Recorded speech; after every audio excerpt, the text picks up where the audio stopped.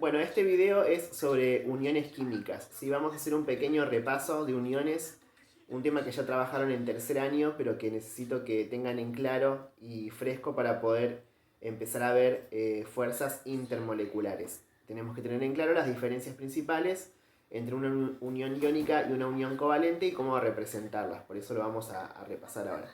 Recuerden que una unión, si se los pongo acá por si lo quieren copiar, es una combinación entre dos o más átomos de la naturaleza. Recuerden que los átomos tienen orbitales, tienen electrones en esos orbitales. Y lo que generalmente trabajamos en tercer año es la regla del octeto. Lo que dice la regla del octeto es que estos átomos necesitan completar el último orbital y ese último orbital lo van a completar alcanzando una cantidad de 8 electrones, ¿sí? Los elementos que ya tienen 8 electrones en su último orbital son los gases nobles, ¿sí? Que están en la columna 18 u 8A de la tabla periódica, que es la última. Y el resto de los elementos, tanto los metales como los no metales, van a tratar de parecerse a estos elementos y por eso van a tratar de alcanzar justamente 8 electrones en su último orbital o cumplir justamente la regla del octeto, que es Lewis quien la enunció. Recuerden que en la tabla periódica, si este es un esquema bastante rudimentario de la tabla, pero bueno, es para que ustedes puedan diferenciar o acordarse de cómo diferenciar los elementos. Tenemos los dos primeros grupos, el 1A y el 2A, en el que tenemos los metales más importantes, los que solemos usar para hacer las ejercitaciones, las uniones y demás. Tenemos del grupo 3 en adelante hasta el grupo 5A a los no metales, ¿sí? En esta especie de triángulo que se forma en la tabla periódica, ¿sí? Con estos escalones que ven acá abajo. Y en el último grupo, que es el grupo 18 u 8A, como dije recién, están los gases nobles, que son los que ya son estables o están completos y por eso no se unen a ningún elemento. ¿Por qué los gases nobles no se unen a otros elementos? Y porque ya tienen 8 electrones y no necesitan, ¿sí?, de los demás para justamente alcanzar ese estado y por eso no se combinan con ningún átomo de la naturaleza, ¿sí? Bien, estas uniones, ¿sí?, que tenemos las uniones, las combinaciones pueden ser uniones iónicas o uniones covalentes, como ya vimos en tercero, van a quedar determinadas por los elementos que participen, ¿sí? En una unión iónica nosotros tenemos la combinación de un elemento no metal y un elemento metal, y eso es muy importante tenerlo en cuenta, ya que los elementos que participan, ¿sí?, son muy distintos. Y la diferencia principal está en un concepto que se llama electronegatividad. Así que no sé si en tercero lo trabajaron, pero vamos a trabajar un poquito en ese concepto ahora, ya que nos va a servir para los temas futuros. La electronegatividad, ¿sí?, es una medida de qué tanta fuerza tienen los átomos para poder robar electrones.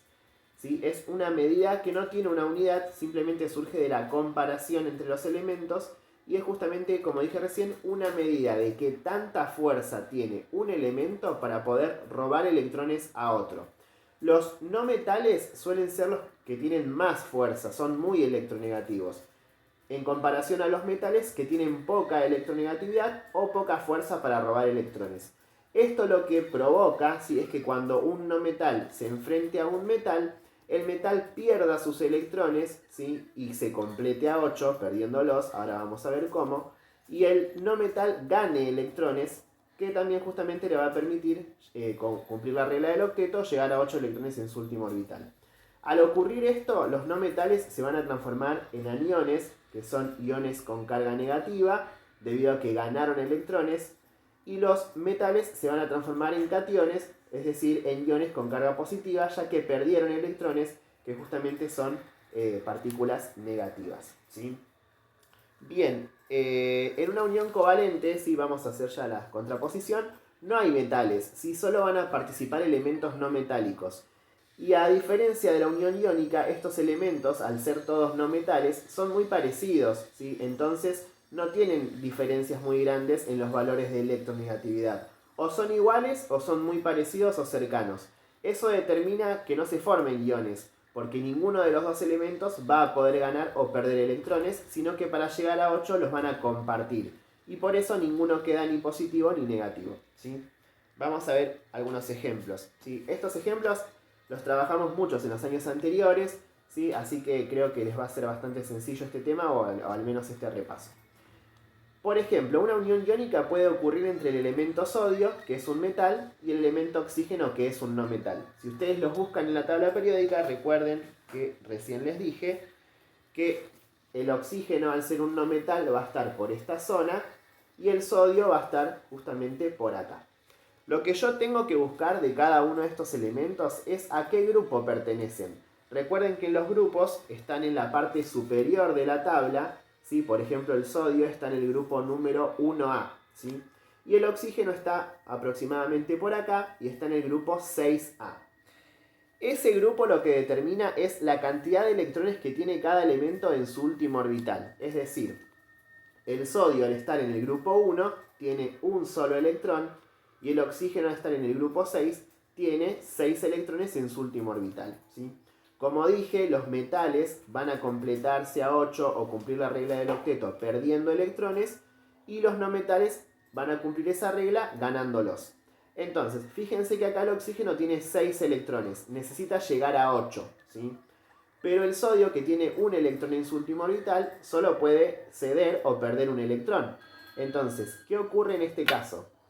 Bien, en este caso, entonces, como dije recién, el oxígeno necesita 2 electrones, pero el sodio puede regalar uno. Entonces, voy a tener que usar 2 átomos de sodio, ¿sí?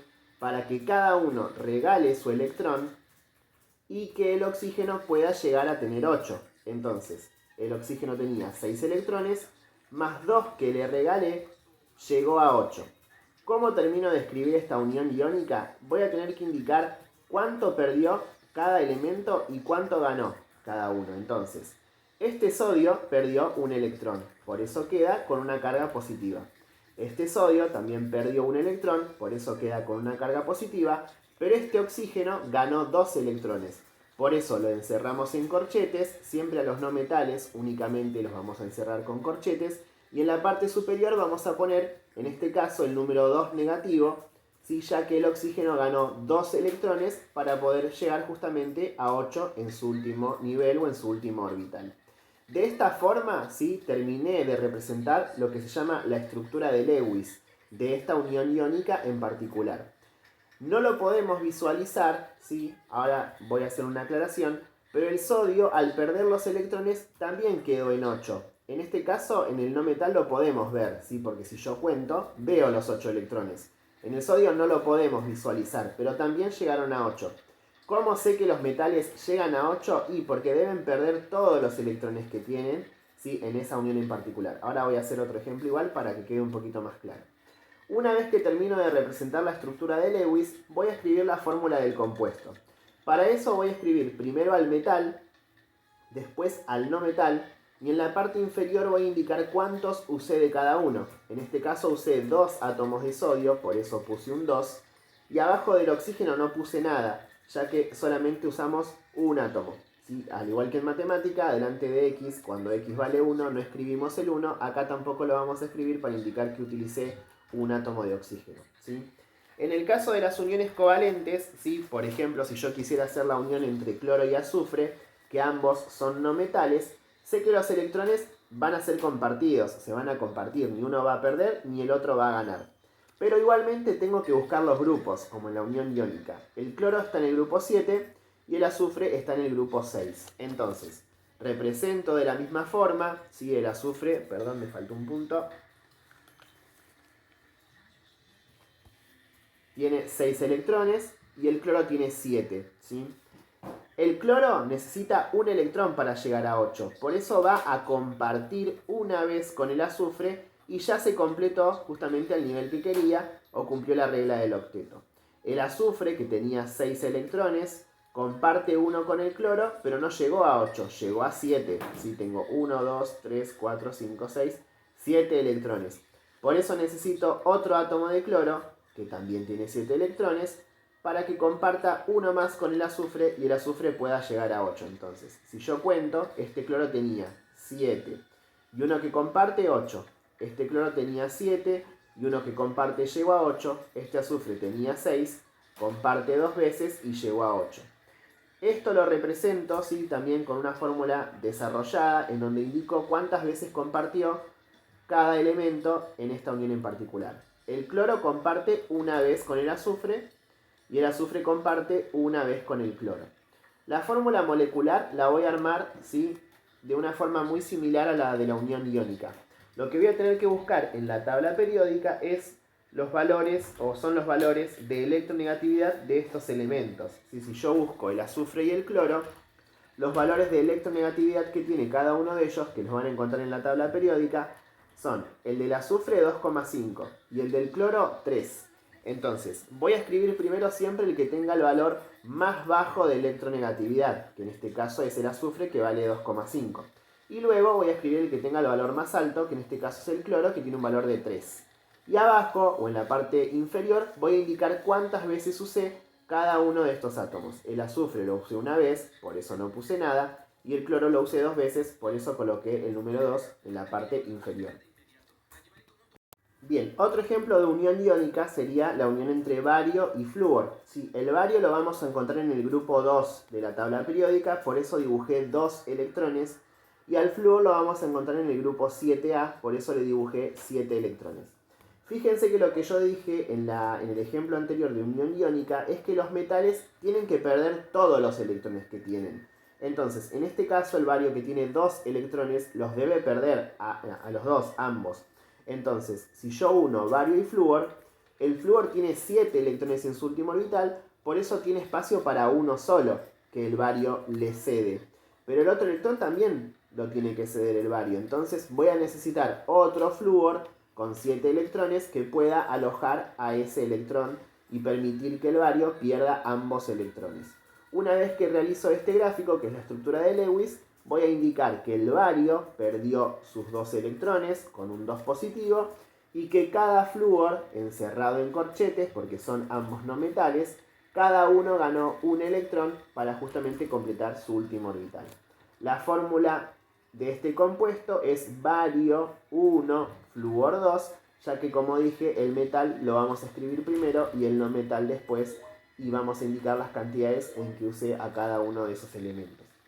Otro ejemplo de unión covalente un poco más compleja, ¿sí?, es la unión entre el azufre y el nitrógeno. Y fíjense que acá pasa lo siguiente, o pasa algo parecido. El azufre tiene 6 electrones porque está en el grupo 6. Y el nitrógeno tiene 5 porque obviamente está en el grupo número 5. Entonces, el azufre, como tiene 6, puede compartir solamente 2 electrones. Al compartir 2, ya llego a 8. No puedo usarlo más. Pero ¿qué pasa con el nitrógeno? Tiene 1, 2, 3, 4, 5 electrones y 2 que comparten llegó a 7. Por ende no pudo llegar a 8 y por eso llamo a otro azufre.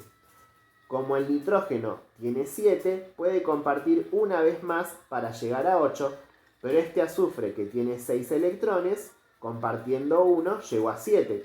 Por ende no llegó a 8. Llamo a otro nitrógeno. Este nitrógeno, que tiene 5 electrones, comparte una vez con el azufre, entonces me quedan 1, 2, 3, 4, 5, 6, 7 y 8 electrones para el azufre, pero este nitrógeno, que tiene 5, comparte una vez y llega a 6. Entonces tengo que llamar a otro azufre, ¿sí?, para que ayude a este nitrógeno a llegar a 8. Entonces digo, este nitrógeno tenía 1, 2, 3, 4, 5, 6 compartió acá, 7 y 8 llegó a 8, y este azufre, que tenía 6, comparte 2 veces y también llegó a 8, permitiendo que todos los elementos en la unión cumplan la regla del octeto o lleguen a 8 electrones. ¿Qué es lo que yo tengo que revisar en una unión covalente? Si en una unión covalente, visualmente todos los elementos van a llegar a 8. ¿Sí? Una vez que hice la estructura de Lewis, voy a hacer esta fórmula, que es la fórmula desarrollada, en la que digo, entre este azufre y este nitrógeno compartí 2 veces. Entre este nitrógeno y este azufre compartí una, entre este azufre y este nitrógeno compartí una, y entre este nitrógeno y este azufre compartí 2 veces. Una vez que armé la fórmula desarrollada, voy a armar la fórmula molecular. Para eso voy a ir a la tabla periódica y voy a buscar los valores de electronegatividad de cada uno de esos elementos. El nitrógeno tiene un valor de 3 y el azufre tiene un valor de 2,5. Como el azufre tiene el valor más bajo, lo anoto primero y después sigo con el nitrógeno. ¿Cuántos azufres usé? 1, 2, 3. Pongo el 3 en la parte inferior. ¿Cuántos nitrógenos utilicé? 2. Por eso abajo de la N pongo un 2. Estos valores de electronegatividad, si no los encuentran en la tabla periódica, los pueden buscar también en internet, sí, en una tabla de valores de electronegatividad que seguramente también les van a aparecer.